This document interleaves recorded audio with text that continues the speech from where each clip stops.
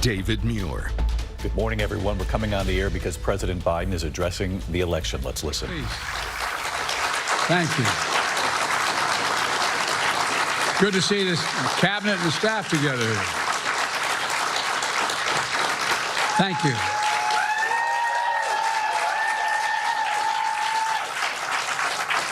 Thank you, thank you, thank you. Please. Thank you, thank you, thank you. It's good to see you all. Particularly good to see my granddaughter sitting in the front row here. Hi, Finn. How are you, honey?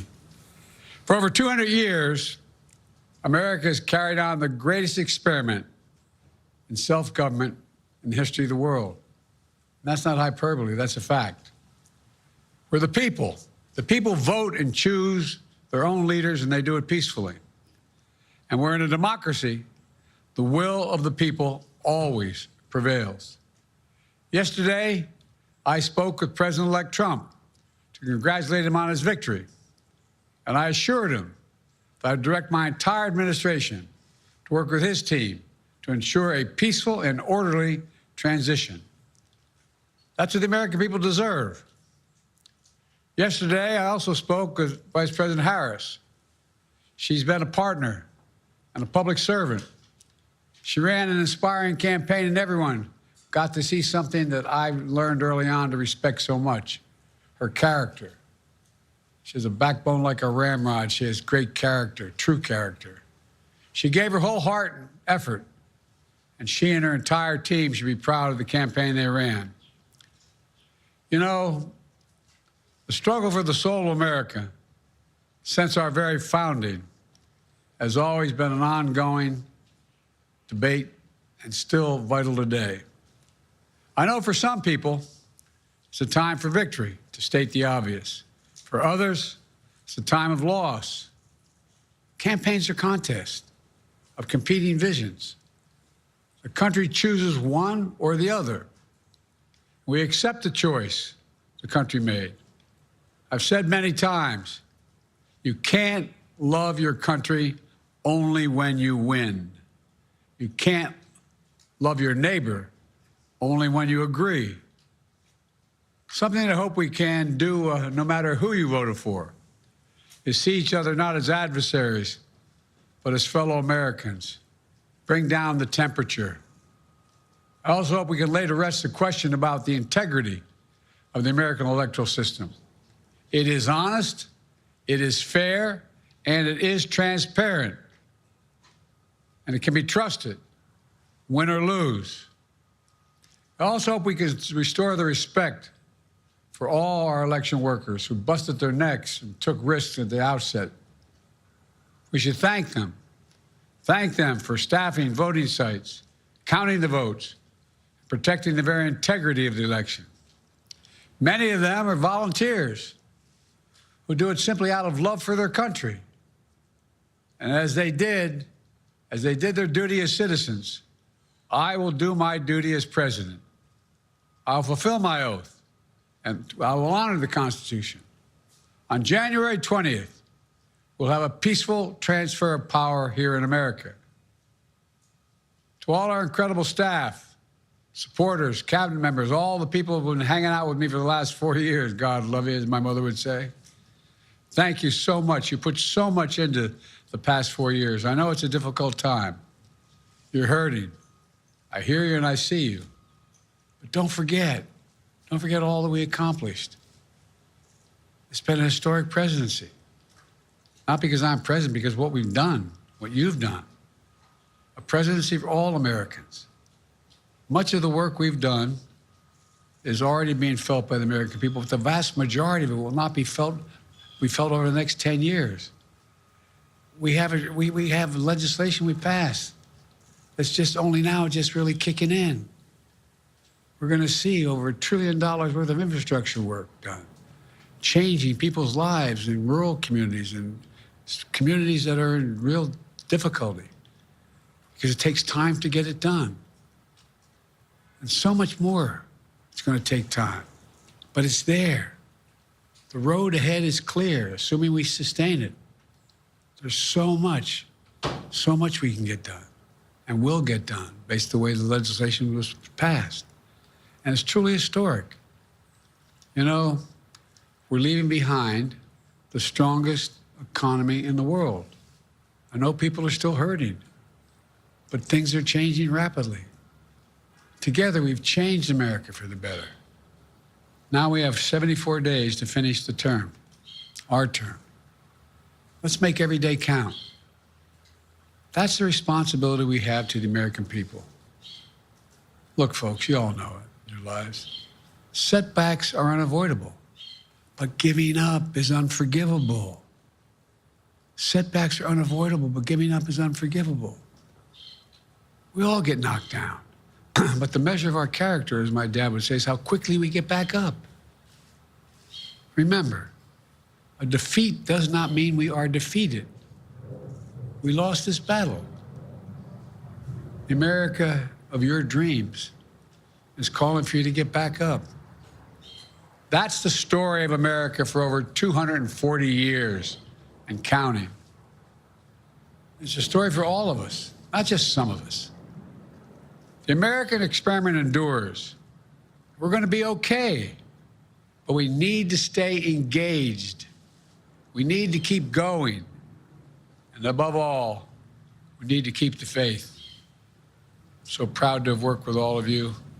I really mean it. I sincerely mean it. God bless you all. God bless America. And may God protect our troops. Thank you, thank you, thank you. President Biden in the Rose Garden to applause there at the White House. His first comments after the election, the loss of the election by Vice President Kamala Harris. President-elect Donald Trump, he spoke at the phone call with him. He spoke of the vice president as well, calling her a partner, a public servant, saying the country got to see a side of her he has known since he began working with her. Her character, her true character, he said Kamala Harris gave her whole heart that she should be proud. But of this election, he said, we accept the choice the American people have made. And he went on to say something we have heard from him before. You can't love your country only when you win. You can't love your neighbor only when you agree. I want to bring in our chief White House correspondent, Mary Bruce. Mary? David, this was a chance for the president to speak to what we know is a very divided country. And as he said, to assure, his supporters, Kamala Harris's supporters, and also those who voted for Donald Trump, that it is going to be okay, as he said, that this is how democracy is supposed to work. You heard the president there reiterating his commitment to a smooth transition, of course, drawing a contrast with how the last transition went, of course, Donald Trump refusing to participate in that. But you heard the president saying, as you said, you can't love your country only when you win, and also making a plea really for unity, to bring the temperature down, he said. And he went on to say setbacks are unavoidable, but giving up is unforgivable. And David, it is notable that he did offer a bit of defense of his own administration and his own agenda and policies there at the end, especially on the economy, given that what we saw from so many voters across this country can really be interpreted as a rejection of what this administration has done. Mary Bruce at the White House. Mary, you're absolutely correct there at the end there in talking about the president and the central challenge of this election. Mary, thank you. I want to bring in John Carl, our chief Washington correspondent, because this, in looking back at the demographics, the votes, who voted which way, a resounding victory for Donald Trump on the economy, and in particular from working class Americans across the board from different backgrounds who said we need to turn the page here. Our paycheck did not go as far these last few years, and you heard President Biden there talk about the infrastructure, the plan that he passed, got it through Congress. He said the jobs will just start being created now. He talked about the strongest economy in the world, inflation's come back down, the envy of the industrialized nations, and again, you can talk about 40 stock market highs over the last year of the Biden administration, but it all comes down to are Americans feeling it, and who's got the better message about how they'll make your paycheck go further as we go forward. Look, it's a bit for history, and a lot of what he said is correct. I mean, the American economy is arguably the strongest in the world. He did pass a series of historic pieces of legislation, the impact of which will be felt for many, many years to come.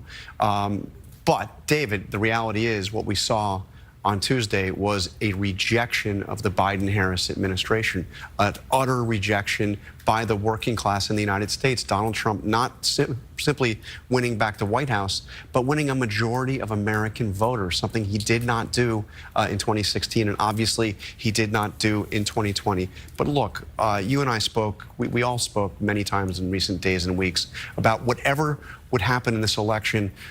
Roughly half the country would be distraught, would be upset. This was a campaign where Biden and Harris both talked about Donald Trump as not just somebody that had bad policies, but somebody that was a threat to the republic, a threat to American democracy. So I thought that actually the most important words that he said there, as we heard with Harris yesterday, is a reassurance to the country. This is how democracy works. People have made their choice. We're going to accept it. There's going to be a peaceful transfer of power. And those very simple words, we're going to be okay. We're going to be okay. And he made that clear, and that they're going to be at the inauguration, both President Biden and Vice President Harris. I want to bring in Rachel Scott, who is in Florida. Rachel, we know the work on the transition has already begun.